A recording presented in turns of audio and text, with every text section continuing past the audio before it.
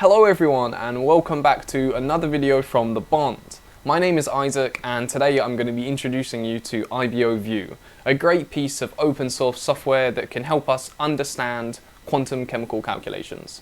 Alright, let's jump into it.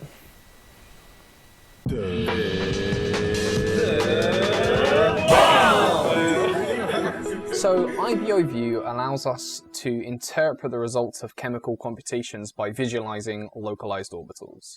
If you're unfamiliar with the concept of orbitals in chemistry, you can check out my video explanation on the topic by clicking the banner at the top of your screen. This video will be split into parts, so feel free to skip ahead using the timestamps in the description below. Okay, the first thing we need to do is to download and install the program. So navigate to iboview.org. Click download and choose the appropriate version for your operating system. I'm using Windows 10, so I'll click here to download. Now right click the zip file, extract it to a new folder. I'm using WinRAR to do this, but any old unzipper will do. Now copy this folder and paste it into your program files. We can launch the program by going into the bin folder and double clicking the exe. Alright, now let's load in the molecule and calculate its orbitals. You can open any XYZ coordinates you have, for example from a previous calculation, so I'll be using a water molecule I optimized with ORCA, link in the banner for the tutorial. The optimized coordinates are in this file, orca.xyz. Alright, here it is. We can change our view with the right mouse button, that's right click plus scroll to zoom, right click plus left click to pan around, right click and drag to rotate. Rotation is around the center as defined by the XYZ coordinates. Here you can see that that isn't necessarily the same as the center of the molecule, so we can use the align sort frames button or the shortcut Control F to fix that for smoother rotation. Finally, you can rotate it in the plane of your screen by holding the middle mouse button. Now this looks pretty nice, but as for now we just have the geometry with no electronic information. In other words, there are no orbitals. But we can calculate some by clicking Compute and Compute Wavefunction, or by using the shortcut Control plus Return. There are two things this dialog box can do for us. It can compute a wavefunction made up of orbitals, and it can perform a chemical analysis by localizing those orbitals. We can choose which it does with the checkboxes up here. For now, let's just compute a wavefunction using the default settings. Scrolling to the bottom of the results, we can see that the calculation finished normally, so we can close this dialog. Okay, under Datasets and Orbitals, we can see each numbered orbital listed with its energy and O for occupation. AB stands for alpha and beta, meaning this orbital is doubly occupied with a spin up and a spin down electron, just as we should expect from a restricted calculation. This is the lowest energy orbital in the valence space. And it's a bonding combination of all the atomic orbitals. You can see that because the entire orbital is in a single color, which represents the positive or negative phase of the orbital. Looking at the next orbital, moving up in energy, you can see that it has a change of color, a change of phase. Each hydrogen is bonding with respect to the oxygen, and they're anti-bonding with respect to each other. The next orbital is anti-bonding in the other direction, so the hydrogens are in phase with each other. The last occupied orbital in the valence space is located almost entirely on the oxygen.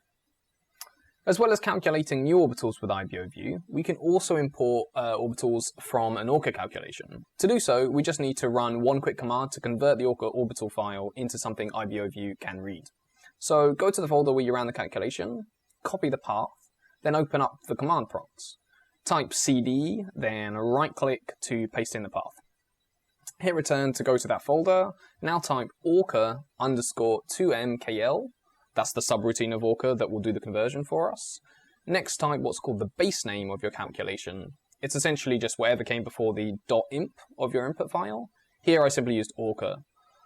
Finally, we add the -Molden option, as that's the file type we're going to use in IboView. Okay, so the whole command reads, use the orca 2mkl subroutine, look for the calculation called ORCA, and convert its orbitals into a Molden file. Now we can just drag and drop this Molden file into IboView, and we'll already see the orbitals. While the exact energies might change somewhat, they paint a very similar picture as before. Now, that's all great, and these orbitals are really pretty, but there is a little problem.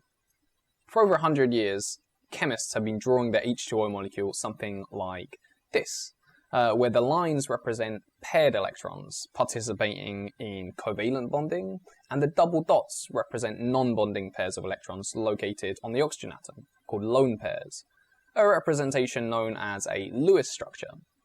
Each orbital here also represents a pair of electrons, but the relation between the intuitive chemical sketch of the molecule and the delocalized orbitals from the calculation is very unclear. Where have you got your orbitals from? Computed in IboView itself or imported from ORCA, we can obtain a more intuitive orbital picture of a molecule by running IboView's chemical analysis to get a set of localized orbitals, which still exactly represent the wave function. So open up the compute wave function dialog with the control plus return shortcut. Make sure only the analysis box is checked, because we already have the wave function loaded. Again, we can leave all the settings at their default values and hit OK. The first orbital here describes the sigma bond between the oxygen and the right-hand side hydrogen. The second is the equivalent sigma bonding orbital between the oxygen and the hydrogen on the left. The second to last orbital represents the first lone pair on the oxygen, and the last orbital represents the second lone pair. And there you have it. Each pair of electrons in the Lewis structure has a one-to-one correspondence with a localized orbital in the valence space.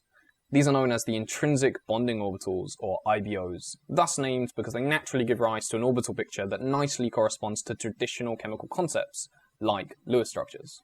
Alright, if you have any questions, please leave a comment below. If you enjoyed the video, then be sure to leave a like. And if you'd like to see more content like this in the future, then feel free to subscribe.